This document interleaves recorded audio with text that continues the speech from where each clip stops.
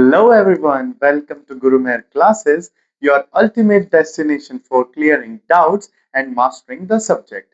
So, today we are going to cover economics, and in that we are going to cover the most important topic of calculating the national income. And in that today we are going to talk about the value added method. बहुत ही आसान तरीके से हम सीखेंगे कि कैसे national income को calculate करा जाता है वैल्यू एडेड मेथड से। और ये लाइक बहुत सारे मेथड्स होते हैं, like mostly three methods use करे जाते हैं कैलकुलेशन ऑफ नेशनल इनकम के लिए। तो तीन मेथड्स में से पहला मेथड है value added method, second one is income method and third one is expenditure method. तो आज जो हम बात करने जा रहे हैं वो है वैल्यू एडेड मेथड के बारे में। सो आइए देखते हैं कैसे हम कैलकुलेट करते हैं नेशनल इनकम को वैल्यू एडेड मेथड के थ्रू। सो ऑलरेडी हमने नेशनल इनकम के बारे में हमने उसकी डेफिनेशन और वगैरह सब पढ़ ली है, but this method measures the national income in terms of value addition only and by each producing enterprise in the economy during an accounting year। मतलब सिंपल सी बात, इस चीज के मतलब ये वाला जो मेथड है इसके अंदर ओनली एंड ओनली फोकस करा जाता है वैल्यू एडिशन के ऊपर, जो कि बहुत सारी जो प्रोड्यूसिंग एंटरप्राइजेस होती है, मतलब जो हमारे मैन्युफैक्चरर्स हैं, उनके द्वारा जो जितना भी प्रोडक्शन करा जाता है, उनके द्वारा जितना भी कंट्रीब्यूशन करा जाता है, जितना भी वैल्यू एडिशन करी जाता है, केवल उन्हीं को ही हम अकाउंट में लेते हैं। तो यहाँ पे मेन फोकस है प्रोड्यूसिंग एंटरप्राइजेस के ऊपर, मींस मैन्युफैक्चरर्स के ऊपर, और उनके द्वारा किया गया हुआ value addition in the economy during an accounting year. Already हम जितनी भी डेफिनेशंस पढ़ेंगे रिलेटेड टू नेशनल इनकम या फिर जीडीपी से रिलेटेड, उन सब को हम एक कैलकुलेट करते हैं एक अकाउंटिंग ईयर में, और during an in an economy या फिर डोमेस्टिक टेरिटरी भी आप कह सकते हो। So this all covers in a accounting year. So simply यहाँ पे दो terms है, national income in terms of value addition. So again, if you are not be able to understand that what is value addition, तो indirectly आप ये समझ सकते हैं कि जैसे कोई भी लाइक रॉ मटेरियल है, उस रॉ मटेरियल को आपने फिनिश गुड बनाया है, राइट। सो रॉ मटेरियल से फिनिश गुड तक पहुंचने की जर्नी क्या है, वो एक वैल्यू एडिशन हुआ है। मतलब आपने कुछ उसमें वैल्यू एड करी है, आपने केवल रॉ मटेरियल से उसको एक फिनिश प्रोडक्ट बना दिया, right. So this is what called the value addition. So that value addition that is made by जो भी जितने भी एंटरप्रेन्योर्स हैं हमारे या फिर जितने भी प्रोड्यूसिंग एंटरप्राइजेस हैं, उनके द्वारा एक इकोनॉमी में एक अकाउंटिंग ईयर में जो भी प्रोडक्शन होता है, जो भी वैल्यू एडिशन होता है, उसको हम कहाँ अकाउंट में लेते हैं, वैल्यू एडेड मेथड में। सो इस मेथड को दो और अलग अलग नाम से जाना जाता है, जिसको हम कहते हैं industrial origin method as well as net output method. So यहाँ पे तीन नाम हो गए, और ये बहुत ही इंपॉर्टेंट है क्योंकि हम लाइक केवल एक वैल्यू एडेड मेथड याद रखते हैं जिसको हम प्रोडक्ट मेथड भी कहते हैं। तो like this is very like common name value added method, but क्या होता है ना कि अगर टफ पेपर आता है तो उस अकॉर्डिंग आपको अदर नेम से भी पूछ लिया जाता है। जैसे इंडस्ट्रियल ओरिजिन मेथड से आपको नेशनल इनकम कैलकुलेट करनी है, now you have to like think about कि ओ व्हाट इज दिस, ये तो मैंने पढ़ा ही नहीं था। सो यहाँ पे आपको ध्यान देना होगा कि दो अदर नेम्स भी हैं जिसको हम इंडस्ट्रियल ओरिजिन मेथड और एक नेट आउटपुट मेथड भी कहते हैं। इंडस्ट्रियल ओरिजिन इसलिए क्योंकि मैन्युफैक्चरर्स की बात हो रही है एंड ओनली वहां पे इंडस्ट्री के अंदर आप वैल्यू एडिशन करते हो, इसलिए इंडस्ट्रियल ओरिजिन मेथड है। और नेट आउटपुट मेथड इसलिए बोला गया है that you are only taking the final value of goods and services that is produced in the economy, क्योंकि आप जितना भी वैल्यू एडिशन होगी फाइनल गुड जो बनके तैयार हुआ है उसी को आप अकाउंट में लोगे, उसी को आप वैल्यू एडेड में जोड़ते हो पूरी इकोनॉमी के अंदर, और उससे नेशनल इनकम कैलकुलेट होती है। Okay, I hope you are able to get this thing कि दोनों नाम कैसे पढ़े। Now estimation of the contribution of all the producing enterprises equal to the market value of GDP। ये बहुत ही इंपॉर्टेंट, आप स्टार मार्क करके लिख लीजिएगा। क्या कि जितना भी प्रोड्यूसर, जितने भी अलग अलग प्रोड्यूसिंग यूनिट्स हैं, जितनी भी प्रोड्यूसिंग एंटरप्राइजेस हैं, उनके द्वारा जितना भी कंट्रीब्यूशन हो रहा है उस इकोनॉमी में, वो सब किसके बराबर माना जाएगा, that is the market value of GDP. Market value of GDP मतलब जो उनकी मार्केट वैल्यू है कि मार्केट में किस प्राइस पे वो बेची जाएंगी, मतलब final value of goods and services जो मार्केट में बिकेंगी, तो वो मार्केट में ली जाती है और उसको आप कहते हो जीडीपी एमपी। मतलब आप जितने भी फैक्टर्स कैलकुलेट करेंगे, जितनी भी वैल्यू एडिशन, आप जितने भी मैन्युफैक्चरर्स हैं, उन सब ने जो भी वैल्यू एडिशन करा है, उन सब का अगर सम टोटल कर देंगे, उन सबको सम अप कर देंगे, तो आपके पास आएगा GDPMP, right. So value added method से आपके पास क्या निकल के आता है, GDPMP. It is very important to note it down and mark that like as a important one, and it is adjusted to find out the NNPFC और national income. फिर एक बार जीडीपीएमपी निकल गया तो फिर हमें फाइंड आउट करना होता है एनएनपीएफसी, मतलब नेशनल इनकम। मतलब नेशनल इनकम का दूसरा नाम क्या है? That is NNPFC. I hope you are able to get this. And जो मार्केट वैल्यू ऑफ जीडीपी निकल के आता है वो वैल्यू एडिशन मेथड से होता है। एंड फिर वैल्यू एडिशन मेथड से हमने लाइक ग्रॉस से हमें नेट बनाना है तो डेप्रिसिएशन माइनस करना होगा, मार्केट प्राइस से फैक्टर कॉस्ट बनाना है तो हमें क्या करना होगा? I have already explained you this thing in the previous. हमें एनआईटी माइनस करना होता है, जैसे नेट इनडायरेक्ट टैक्सेस, उसको माइनस करना होता है। और सिंपली हमें डोमेस्टिक इनकम से नेशनल इनकम तक पहुंचना है तो हमें NFIA that is net factor income from abroad को ऐड करना होगा। सो ऐसे करके पूरा एडजस्टेड होता है तो हम जीडीपीएमपी से एनएनपीएफसी तक पहुंचते हैं। I hope you are able to get this. और आइए अब आगे देखते हैं। सो नाउ अब हम देखते हैं कि वैल्यू एडेड मेथड को किस फॉर्मूले से कैलकुलेट करा जाता है। So value added is the difference between value of output of an enterprise and the value of its intermediate consumption. So दो चीज यहाँ पे बोली गई है, पहला वैल्यू ऑफ आउटपुट और वैल्यू ऑफ इंटरमीडिएट कंजम्पशन। इन दोनों के बीच का जो डिफरेंस होता है वही कहलाता है value added method. So value added is equals to value of output minus intermediate consumption. Got it? So दो चीज यहाँ पे बोली गई है, वैल्यू ऑफ आउटपुट और इंटरमीडिएट कंजम्पशन। नाउ सबसे पहले हम लेते हैं फर्स्ट थिंग को, जिसको हम कहते हैं वैल्यू ऑफ आउटपुट। सो जो वैल्यू ऑफ आउटपुट है इसको कैलकुलेट करने का वैसे तो एक बेसिक फार्मूला है जो नॉर्मलाइज फार्मूला है, that is sales plus change in stock. लेकिन और भी अदर फार्मूलाज हैं, जैसे कि sales plus change in stock तो है ही है, साथ में टोटल सेल्स भी हम कह सकते हैं कि अगर हमें केवल सेल्स दे रखी है और सेल्स अगर दे रखी है तो भी वो वैल्यू ऑफ आउटपुट के बराबर होती है। मतलब जितना भी प्रोडक्शन आपने करा है वो पूरा की पूरा माल अगर बिक जाता है that is only comes under the value of output. और उसके अंदर आप डोमेस्टिक सेल्स, मतलब आपने अपनी कंट्री के अंदर जो सेल्स करी है वो, प्लस आपने जो लाइक अगर आपकी कंट्री में सेल्फ सफिशिएंसी हो गई है तो आप अगर बचा हुआ माल एक्सपोर्ट कर रहे हो या बचा हुआ प्रोडक्ट जो आप एक्सपोर्ट कर रहे हो और बाहर की कंट्रीज में आप सोल्ड आउट कर रहे हो तो वो भी सेल्स ही होगा। So total sales comes under the value of output. Got it? So दो फॉर्मूला से हुए। And the third one is sales तो है ही है, साथ में आपने कुछ ऐसा प्रोडक्शन करा है जो आपने खुद के लिए कंज्यूम कर लिया, लाइक फॉर सेल्फ कंजम्पशन। सो इसको हम कहते हैं इम्प्यूटेड वैल्यू। सो जो भी चीज हम खुद के लिए, फॉर एग्जाम्पल हम हमारे ही घर में लाइक रिसाइड कर रहे हैं, लेकिन अगर हम हमारा घर नहीं होता है तो हम कहीं और रहते हैं एंड उसके लिए हम रेंट देते हैं, right? So we are like using imputed value. So that is imputed value that is only use for self consumption. तो जो सेल्फ कंजम्पशन के लिए हम यूज करते हैं उसको हम एक वर्ड देते हैं that is called imputed value, right? So imputed production भी होता है, इम्प्यूटेड कंजम्पशन भी होता है, इम्प्यूटेड रेंट भी होता है। तो जितनी भी वैल्यू सेल्फ कंजम्पशन के लिए यूज होती है उसको हम कहते हैं that is word imputed, right? So sales plus production for self consumption and sales plus change in stock और total sales मिला के आपका फॉर्मूला बन जाता है वैल्यू ऑफ आउटपुट का।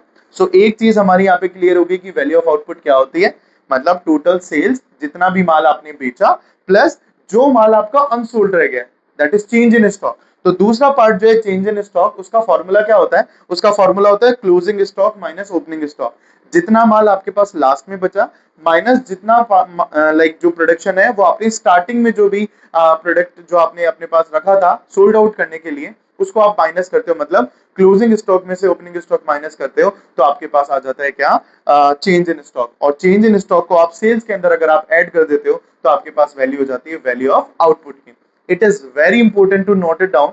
कई बार क्या होता है ना कि क्लोजिंग स्टॉक की वैल्यू थोड़ी लाइक कम होती है, ओपनिंग स्टॉक की ज्यादा होती है, राइट? क्योंकि मोस्टली जो प्रोडक्ट हम लेके आते हैं स्टार्टिंग में वो ज्यादा होता है और हम लास्ट में आते आते थोड़ा कम प्रोडक्ट हमारे पास बच जाते हैं जो अनसोल्ड रहते हैं, राइट? सो जब हम माइनस करने लगते हैं क्लोजिंग स्टॉक में से ओपनिंग स्टॉक तो ये माइनस की वैल्यू आने लगती है। तो please do not take opening stock before, right? आपको केवल एक स्टैंडर्ड फॉर्मूला फॉलो करना है, चाहे वो माइनस में आए चाहे प्लस में आए वैल्यू, लेकिन आपको केवल एक ही फॉर्मूला लगाना है, क्लोजिंग स्टॉक में से ओपनिंग स्टॉक माइनस करना है। Okay, you have to be careful in that, वरना थोड़ा सा भी अगर प्लस माइनस होता है तो आंसर में गलती हो सकती है। So value added is equal to value of output हमने समझ लिया माइनस इंटरमीडिएट कंजम्पशन। नाउ ये वर्ड क्या है इंटरमीडिएट कंजम्पशन?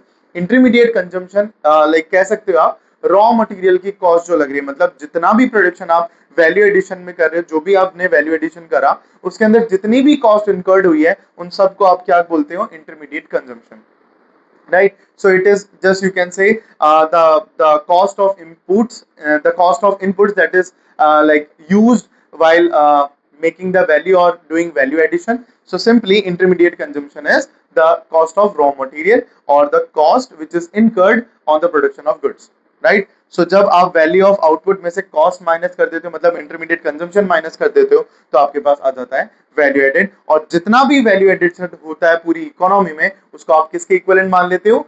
जीडीपी, एमपी, मतलब market value of final goods and services of the GDP, right? So like I hope you are able to understand this formula. Now come to the precautions of calculating the national income through value added method. So अब देखते हैं हम क्या precautions लेते हैं while calculating the national income through value added method, क्योंकि बहुत सारी ऐसी चीजें होती हैं जो हम इंक्लूड करते हैं और कुछ चीज इंक्लूड नहीं करते हैं। तो लेट्स सी कौन कौन सी चीजें, आइटम्स जो है वो इंक्लूड होते हैं like while calculating the national income through value added method.